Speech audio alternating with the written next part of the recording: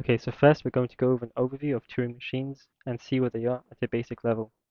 So essentially, Turing machines are the strongest model of computation that we have. They can recognize the largest set of languages, a lot more than DFAs, NFAs, or PDAs. And to understand why that is the case, we first need to quickly recap what these are and what the drawbacks are. So starting off with NFAs and DFAs, if you remember, these were just state machines. So you had states, characters to read in, and then transitions based on the characters that you read.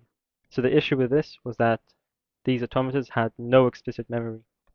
You had no way of remembering or storing information based on what you've seen, and the only thing you can go off of is what state you're currently in. So the states are sort of the only way a DFA can decide where to go, or like what to do.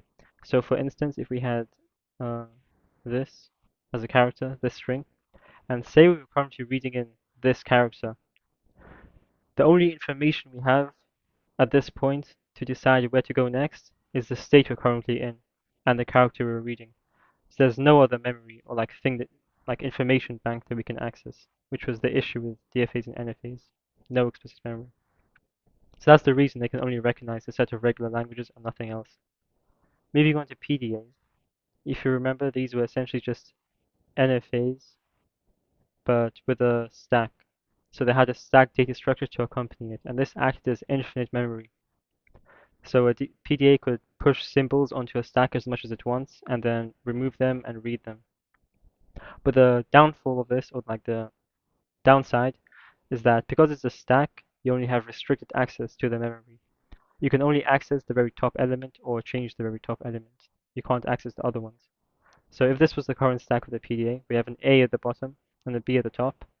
You would only be able to read or change the B, and you wouldn't be able to know anything about the A since it's a stack. So that's the downside. You have infinite memory, but restricted access to it. And that's the reason there's still some languages that PDAs can't recognize and why they're weaker than Turing machines. Okay, moving on to Turing machines.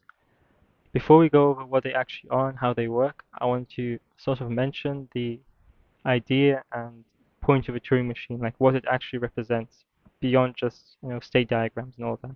So Turing machines are essentially just an abstract model of computation and what it means to calculate or compute something. That might sound like a bit of bunch of jargon, but the main takeaway is that Turing machines are able to carry out any computation or calculation that humans or computers can.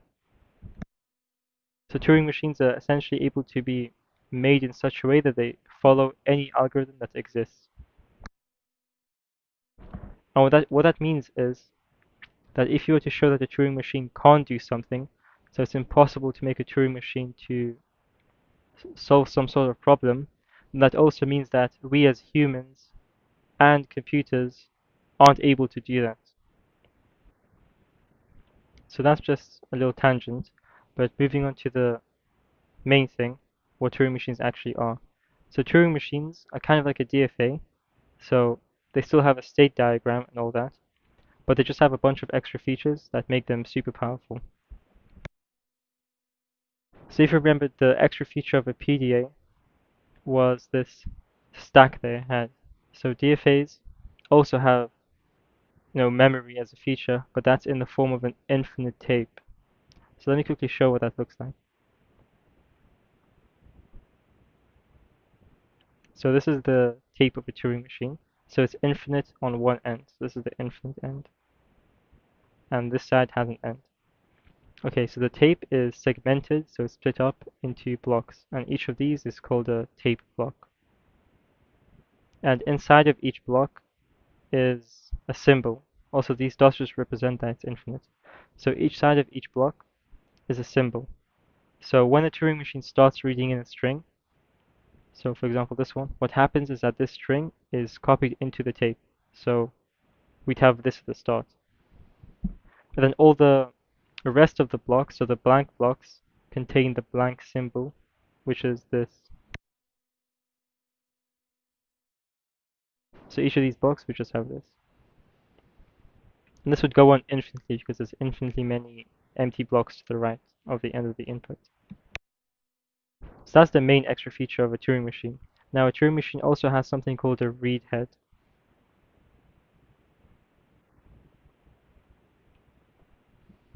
So yeah, so sorry, the read head here is the arrow, not whatever the thing is pointing to. So the read head basically shows what block the Turing machine is currently looking at.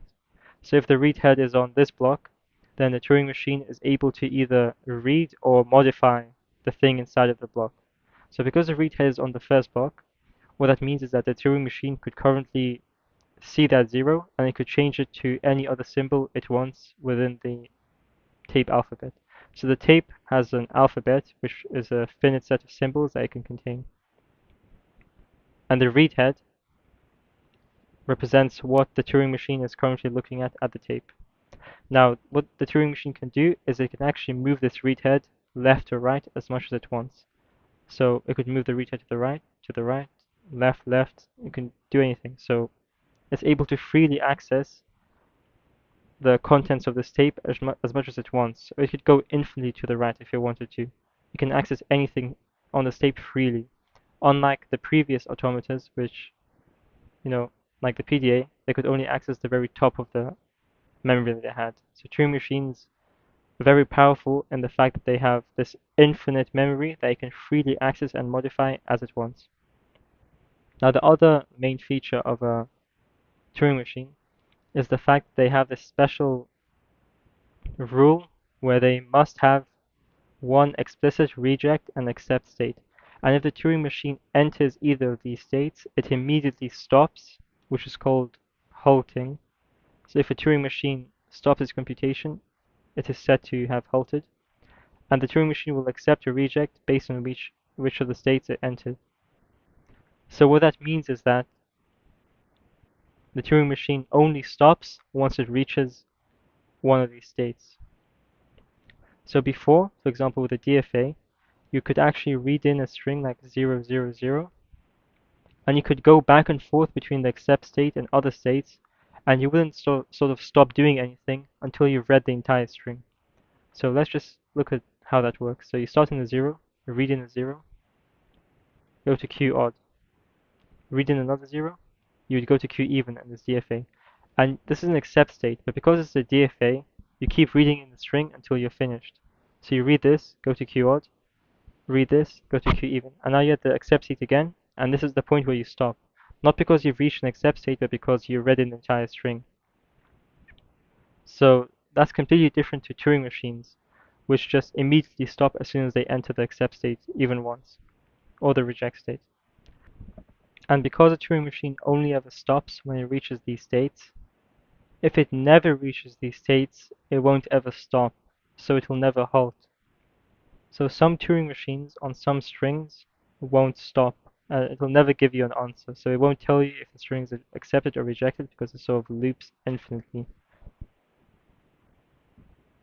And also, one other thing to note is that because these are the only two states that can cause the Turing machine to accept or reject and halt, they're called the halting states.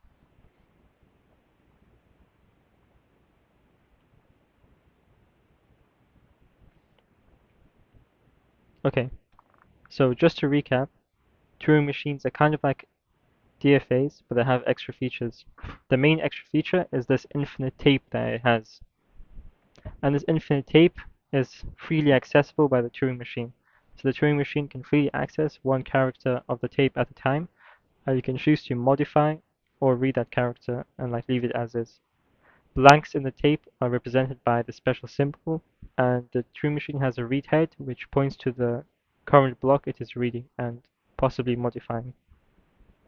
The read head can be moved left or right, which means the Turing machine has free access to any part of the tape. And the Turing machine also has one explicit reject and one explicit accept state. If the Turing machine goes to either one, it immediately stops the computation, which is called halting, and accepts and rejects based on which of the two states is stopped in. These states are called halting states, and if a Turing machine never reaches these states in its computation, it will loop infinitely. Okay, so those are the main points, and now we're sort of going to go over an example of this Turing machine reading in a string and seeing what happens. So let's just do this same example. So as we said, when a Turing machine is reading in a string, it'll copy it to the beginning of the tape, and the read head will be at the very start. So let's quickly first go over what these transitions mean. So when you have, say, like A, right arrow B, and then R, so this means basically read in an A on the read head, swap the A with a, sorry, let me just write that. So change it to, and then move the read head in this direction. So a transition like this basically means read in this symbol on the read head, change it to this one, and then move the read head in this direction.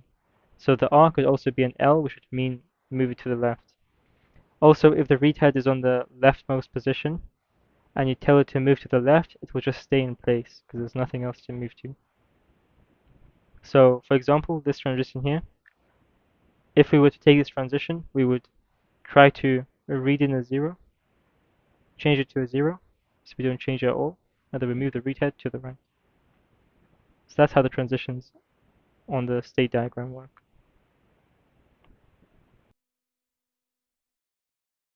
Okay, so now that we know what the transitions actually mean, let's go over an example of a Turing machine reading in this input. So the input was 0010, which was copied to the tape, and the read head is currently on 0. We start in state Q even, so let's see what transitions we can take. The only one is this one over here. This one tells us to read in a 0, change it to a 0, then move the read head to the right by 1. So let's do that. We read in a 0, change it to a 0, which means it stays the same, and then we move it to the right. Now we're in Q odd, and we're reading in a 0. So we take this transition over here, which tells us to do the exact same thing as before. So nothing changes, we just move the read head to the right. Now we're in Q even, reading in a 1. This tells us to read 1, change it to a 1, move the head to the right. So let's do that.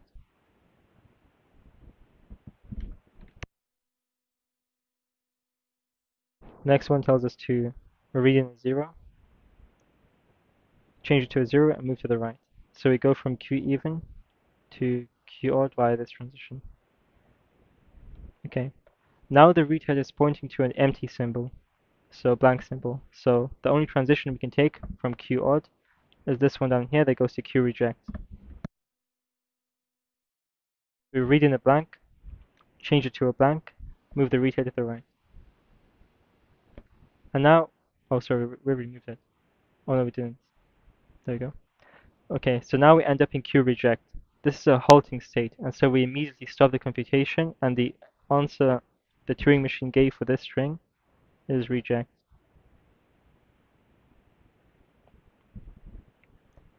So one thing to note is even though the tape still had a bunch of symbols on it, it has an infinite amount of symbols, we still reject just because we entered the halting state. Okay, so just to reiterate, a Turing machine doesn't need to read in the entire string before it can stop.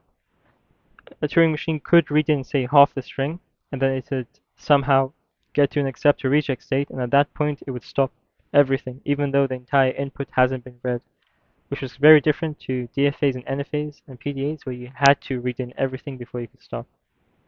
Okay, now that we've done this overview of Turing machines, we can move on to a couple of definitions that you need to know. So the first thing to understand is that, as we've said before, when a Turing machine reads in a string, it can do three things.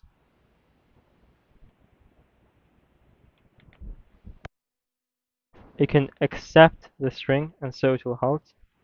It can reject the string, and so again it will halt. These are the two cases where it will halt. And the third thing a Turing machine can do when it reads in a string is loop infinitely for an infinite amount of time, and it will never halt. So these are three things, which brings us on to these definitions that you need to know. So a Turing machine is said to recognize a language if it accepts any string in the language. So it will halt and give an accept answer. And if a string is not in the language, the Turing machine either rejects or loops infinitely. So it may or may not halt on strings not in the language. So that's rejections. Essentially what this means is that the Turing machine gives you a guaranteed yes answer on whether or not a string is in the language. But in the case where it isn't in the language, the rejection isn't guaranteed because it may just loop infinitely. The other definition is decidability. So a Turing machine is said to decide a language if it accepts and halts on any string in the language and rejects and halts on any string not in the language. So it gives you like a strict yes or no answer on whether or not a string is in the language, and it will never loop infinitely. So that's that.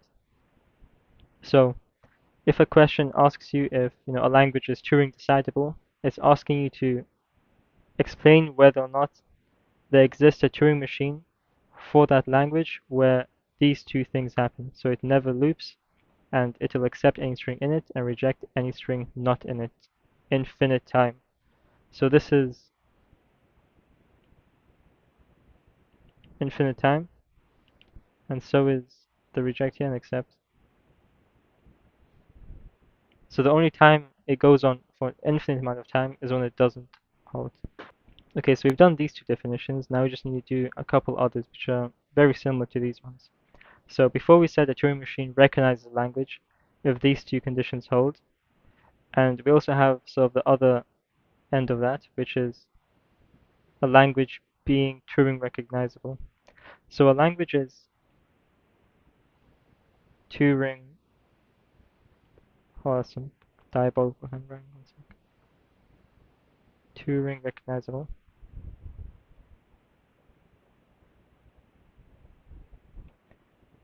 if and only if there exists a Turing machine that recognizes it.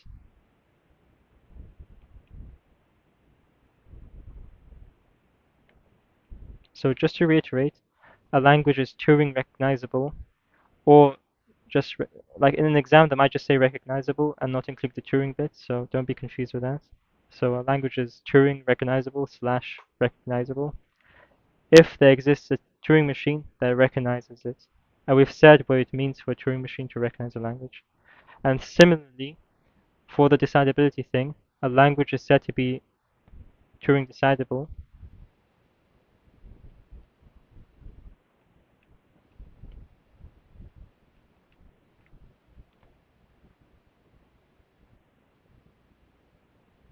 and again, in the exam, they might just say decidable and skip off the Turing bit. So a language is Turing decidable slash decidable if and only if there exists a Turing machine that can decide it. Okay, these are the other two main definitions. And there's one final definition, which is co-Turing recognizability. So a language is co-Turing recognizable. I'm so sorry about the handwriting. If and only if there exists a Turing machine that rejects all strings not in the language. So it will reject and halt if a string isn't in the language, and it accepts all loops if it is in the language.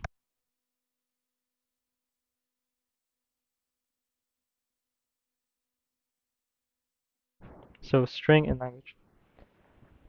So it's just sort of the opposite version of a Turing machine recognizing a language. So here, the loop would with normal recognizability, the loop would happen on the reject like outcome, and here the loop happens on the accept outcome instead.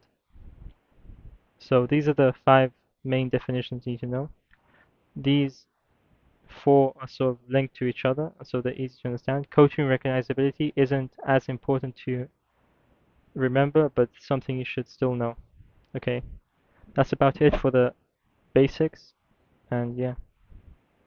One other thing I need to mention is that if a language is decidable, so it's Turing decidable, then it is also Turing recognizable.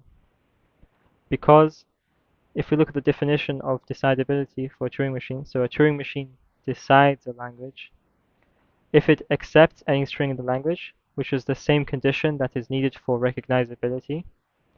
So if a Turing machine decides a language, then this is already satisfied. And if a Turing machine rejects a string, if a Turing machine decides a language, then it will reject any string not in the language.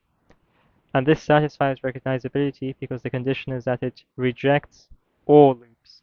So because decidability guarantees that the Turing machine will reject it, this condition is also satisfied. And so if a Turing machine decides a language, it also recognizes it, which extends to this in the sense that if a language is Turing decidable, it is also Turing recognizable. Okay, next I want to explain what a question would look like, just so you know why we're doing all this. So questions will give you a language and then ask you to prove whether or not, it will ask you to prove if the language is Turing recognizable, decidable, both, or neither. So as I just mentioned, if a language is decidable, it'll also be recognizable. And if a language is recognizable, then it doesn't necessarily mean it's decidable, which means that it'll be impossible for the language to just be decidable. There's only three possibilities. Either it's both recognizable or neither. So just one of those three possibilities.